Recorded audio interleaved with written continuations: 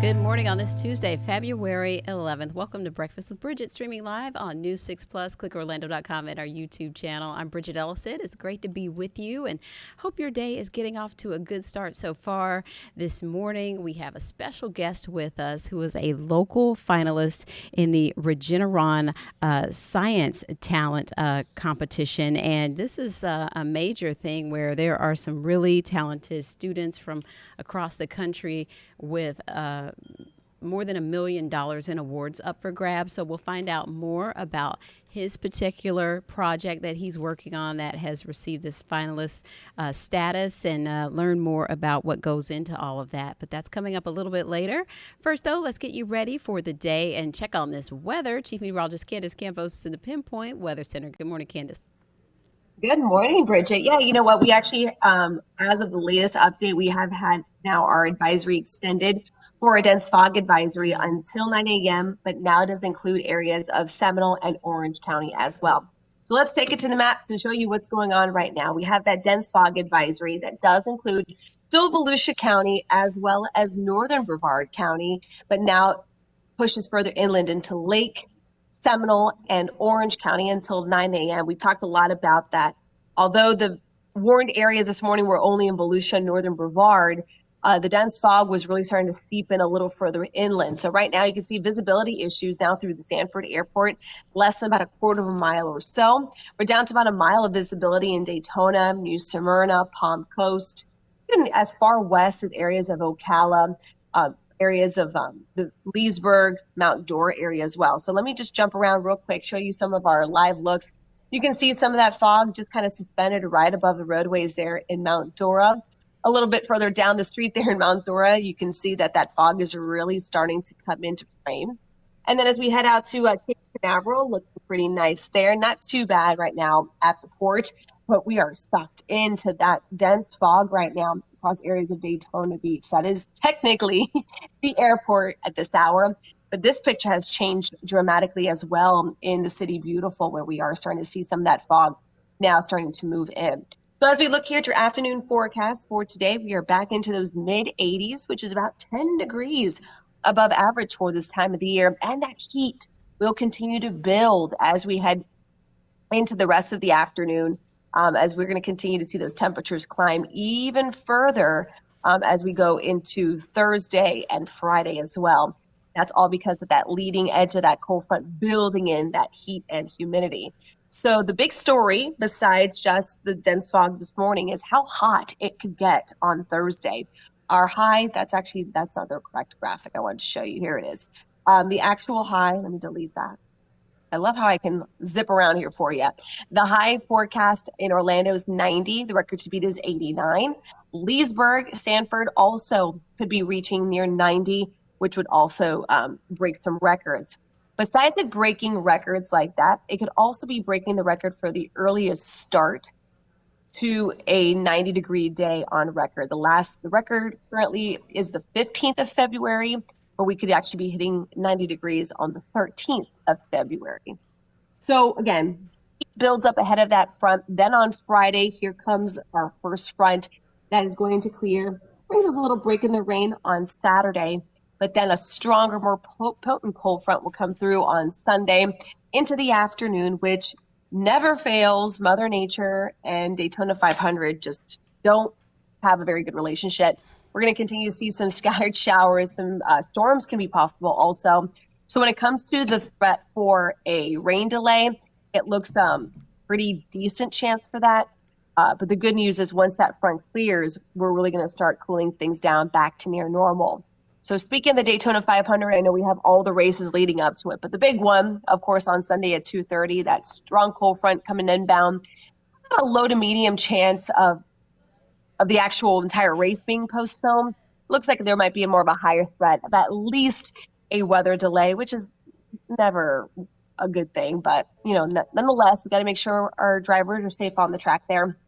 But as we look into Valentine's Day before that big cold front on Sunday comes through, we will be dodging a little bit of rain on Friday there with coverage about 30%.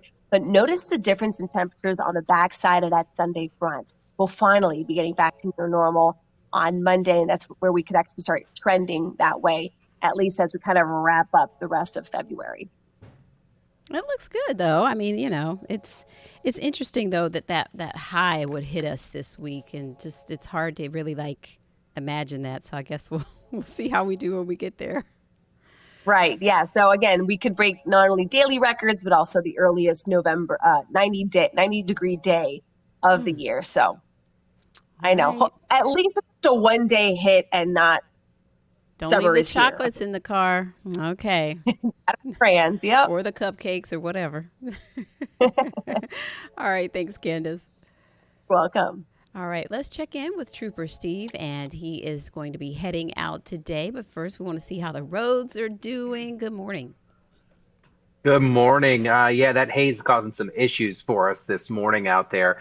We do have one of our first crashes of the day happen right towards the end of the show. So we can get out to DOT cam. This is causing some slowdowns. Appreciate the sheriff's office. They were able to clear the what we call signal 16, which is roadblock out on the roadway, and FHP now out there. So this is going to be eastbound State Road 528 at Tropical Trail, also known as State Road 3. So eastbound being headed towards the coast this morning. We're backed up probably about a quarter mile or so, nothing too crazy. But as you're going over the bridge there, over along 528, you will run into that slowdown. What are the rules? Obviously, you see the flashing lights on the side of the road. You need to decrease your speed 20 miles an hour underneath the posted speed limit or clear that right lane. But with all that traffic out there, a little difficult to do so. So again, see the flashing lights. Take it nice and easy. On the other side of Central Florida, this is got me a little concerned. Let me check on something real quick why this is there, because the map went purple. Let's see what we got. So we're looking at County Road 301 over at County Road 470. The purple there has me thinking something. No. Okay. So it's not fatal, but it is causing some major delays. Lake Panasoffkee that I could not pronounce live in the morning show. And then I asked Candace to do it, and the chief left me hanging. So we were both after the commercial. I was like, how do we say that? And she's like, this is how you say it. I was like, got it. So there's the one and done portion there. Like Chief has been keeping track of that fog moving in and out. Mix that with some a brush fire that we have up in the Ocala area. Things are dense. Look at that, Bridgett. As that westbound traffic is headed right now on I-4 east of Lake Mary, it's really bad. I didn't think it was going to be that bad. So please take it nice and easy. No crash out there right now, but visibility is extremely low right now. We're thinking probably looking at that camera, probably about a quarter mile. And then you move a little further west there at the next intersection at Lake Mary Boulevard, and I can't even see the roadway. And the camera is maybe 50 feet off the ground. I've actually never seen the fog like this out there at Lake Mary Boulevard and I-4. So please, headlights on. It's almost 7:40 in the morning. You got to make sure you have your headlights on and keeping a safe distance from the vehicle in front of you, because right now there is no crash in that area, but the delay there is intense. I may have to text a few folks to let them know to take it nice and easy this morning. Our attractions area, completely different story. If you're headed eastbound by Champions Gate, no fog down there, but the delay is there. And then Narcoosia, of course, with that routine stuff as you're leaving the area. So outside of the fog this morning, Bridgett, people need to be super careful, especially when Chief's spending so much time and keeping those reminders going. Patrol will happen actually in that area today along 46 west on the west side of I-4. I'm going to be looking at a new intersection. So they've been doing a lot of construction out there, and that's where that 429 new extension was put in. So Wekiva River Road off of 46 has a new kind of new layout. A viewer reached out and was like, Steve, can you do what you do and just go out there so we can ride with you and we could see what the issues are, if any. So I haven't seen this intersection before, and I like doing these types of streams because it gives us the opportunity to live and drive right there. So that will happen at 10 a.m. over at clickorlando.com, YouTube, News 6 Plus, and of course, the News 6 app. All right. And we'll see you then. And, something we talked about this morning with watching out with those pedestrian crosswalks right now, because there's a crackdown going on. I mean, we should always follow the rules with that, but it's a good reminder for people because they might get a ticket. Absolutely. Or even worse, you might hit somebody. Right. And that's why they go out there best foot forward. I used to be kind of a big critic of this program because I just didn't truly understand it. And them going out there and highlighting the hot spots. They're not going to every crosswalk. They're going to crosswalks that have been deemed as crash areas. And you have plainclothes law enforcement officers that put themselves out there, and they're going after egregious violators. So people who just blatantly blow by them within a couple of Mm-hmm. feet. Now, would I put myself in an intersection like that? Absolutely not. But at the same time, there's a purpose for it. And I'm a big believer, and some people think this is kind of aggressive, but education through enforcement. And if you're not going to listen to the rules of the road, then maybe a ticket will slow you down and ultimately save someone's life out there, because the crosswalks are there for them, not for us Yeah. drivers. Yeah. Yep. And especially fog too. Like you said, it's just take your time out there. All right. Thanks, Absolutely. Steve. We'll see you a little later. Bye-bye. Bye. We have some new details this morning. It's a disturbing story out of Hunters Creek where investigators initially arrested local teacher Italo Benini, accused of enticing kids online.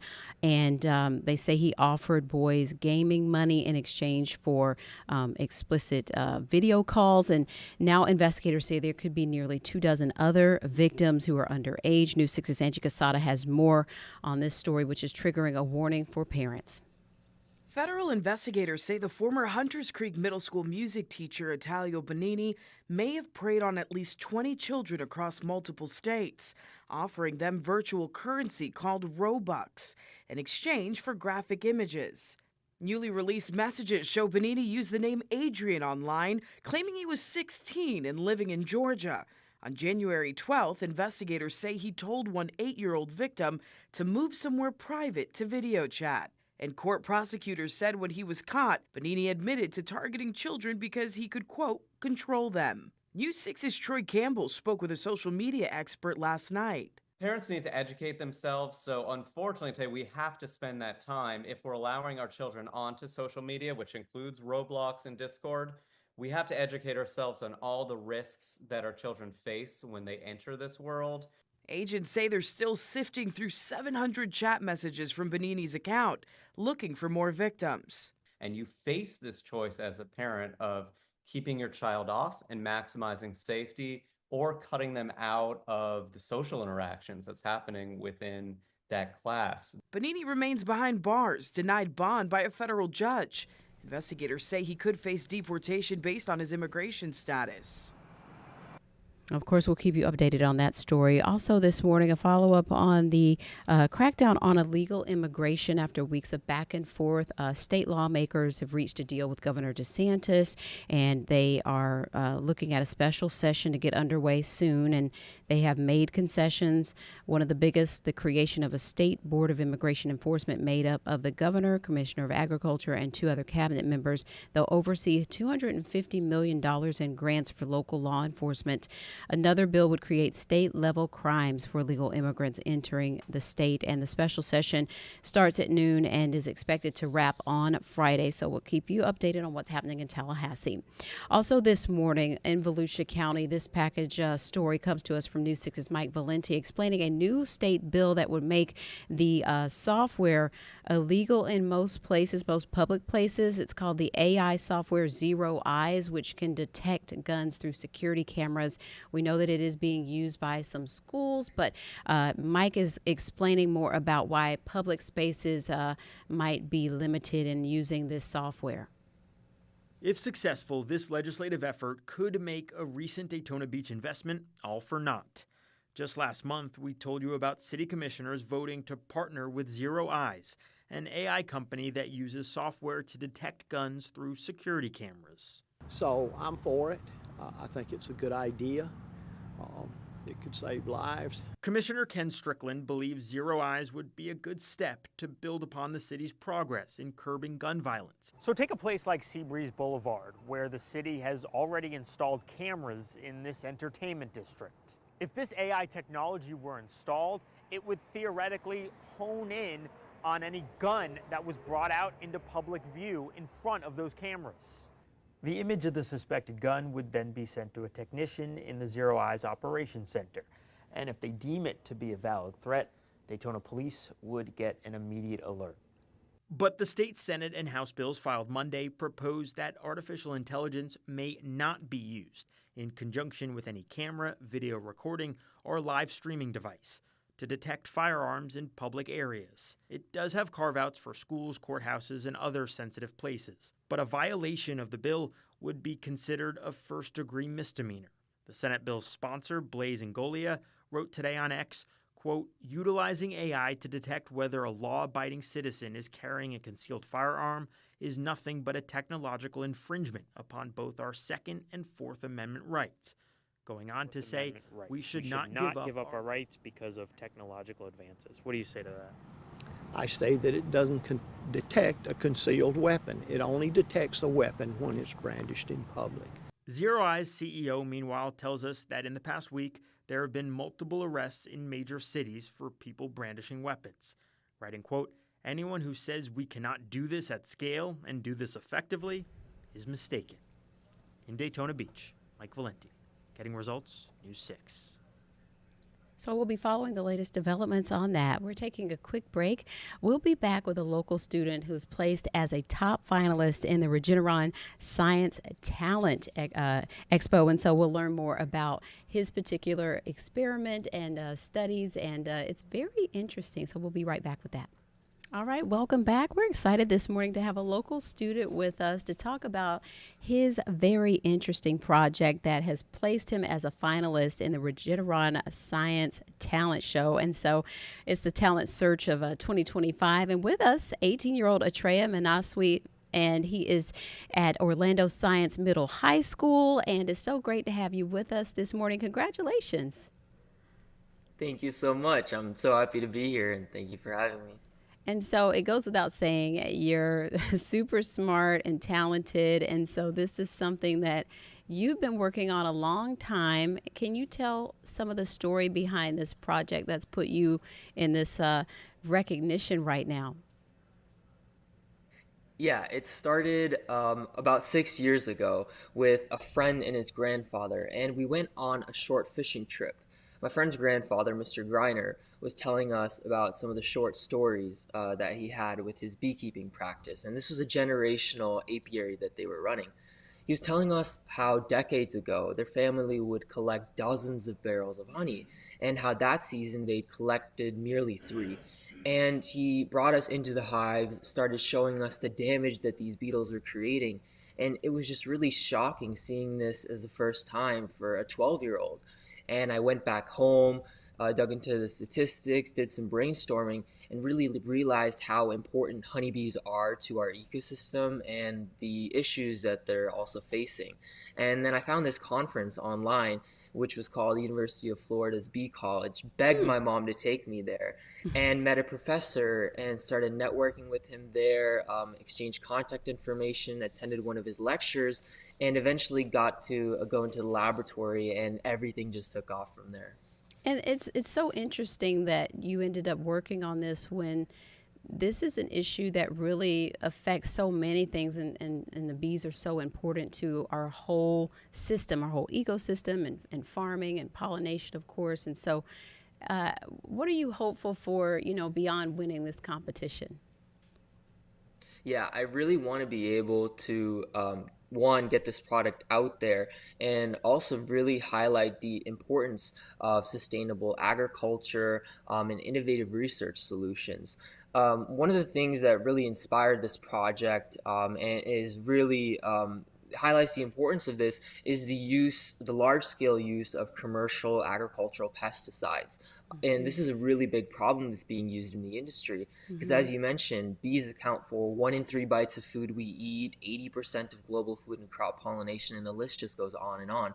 So I really think more green solutions, more climate-friendly solutions that are able to combat these agricultural pesticides. In this case, the solution was equally as effective as the leading pesticide while significantly cheaper and having none of those drawbacks with the insecticide resistance or the use of handling.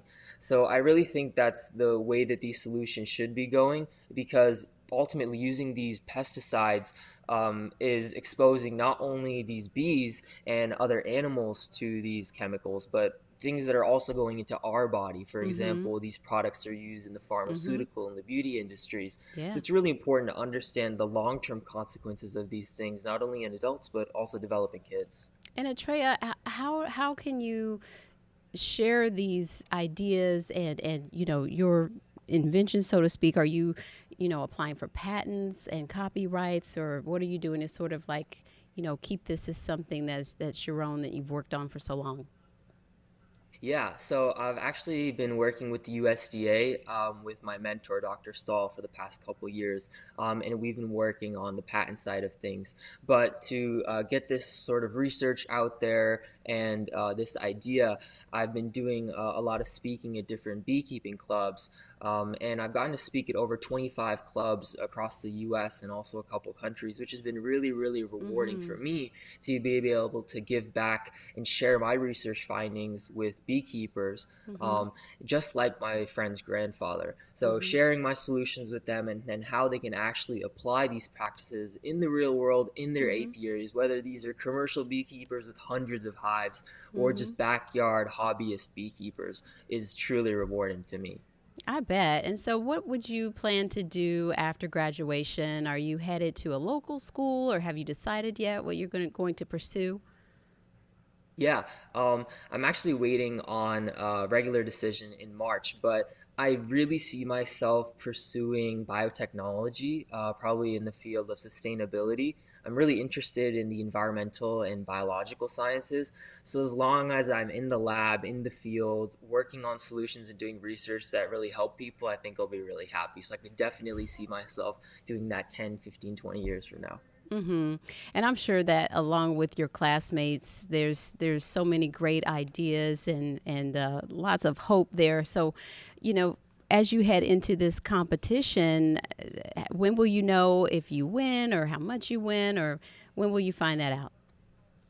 Yeah, the competition is so cool. I was blown away when I got the call, and I thought it was a prank call at first. It lasts from March 6th to March 12th, so about a week, and they have it in DC. And it's not only like a typical science fair where you have these posters and then these judges are coming by. That's Mm-hmm. only one day and one part of the judging. They have these really cool panel judging sessions. They have a lot of team challenges that they've created for us. So it's a really cool experience, nothing that I've done before. So I'm really looking forward to it. And the results are announced on the 11th and the 12th, I believe. Awesome. And so you would then have more funds to work on this or toward college, or what happens then? Yeah, I believe it's a scholarship fund, so all of it will be applied towards college, which is so amazing, and I'm Mm-hmm. so grateful that this opportunity exists. It's really beneficial towards my scholarship. Well, this is so exciting, and we're so proud of you. Congratulations again, and we'll be following along as you take this up to Washington and hopefully see so many other great ideas as well. So we hope you enjoy all of that, and best wishes to you. Thank you so much. All right, take care. Very fascinating information right there. And right now, we want to go to Consumer Reports update on car seat safety and some of the findings you may find shocking here as you see some of these crash tests. But News 6 Acre and Insider Guide Crystal Moyer explains more about several brands that they put to the test. During its latest round of child car seat testing, Consumer Reports found two seats with concerning results: the Diono Light Click 30 XT infant child car seat and the Peg Perego Primo Viaggio 435 urban mobility baseless infant seat. While both of these infant seats meet federal safety standards and there have been no reported incidents associated with them, both suffered significant structural integrity issues in CR's recent round of crash tests. Consumer Reports tests are more rigorous than those required by the government, simulating the forces of a 35-mile-per-hour crash instead of 30 miles per hour. Consumer Reports test also uses a real vehicle seat and front seat back to better replicate a real-world crash. If a car seat shows significant damage after one test impact, like these did, that's a major concern. In a statement, Diono said it is committed to the safety of all child passengers and that it was thoroughly investigating the questions raised by Consumer Reports testing. Peg Perego said additional tests conducted using Consumer Reports protocol did not reveal any structural breakages or raise any concerns about the product's integrity. If you're looking for an infant seat that earns Consumer Reports top safety scores, consider this Clegg Ling with a load leg support. Consumer Reports also recommends the reasonably priced Chico Key Fit, which has top safety scores and is rated as one of the easiest seats to install. That's helpful information to know. And if you want to take a closer look at that, share it with someone you know who would love to see that report. Just go to clickorlando.com/insider. As always, it is free to sign up to be an insider, and you get access to exclusive content like that from Consumer Reports, which is always so informative. So just check out clickorlando.com/insider. That'll do it for us. We'll be back at noon with more live news and weather. Take care.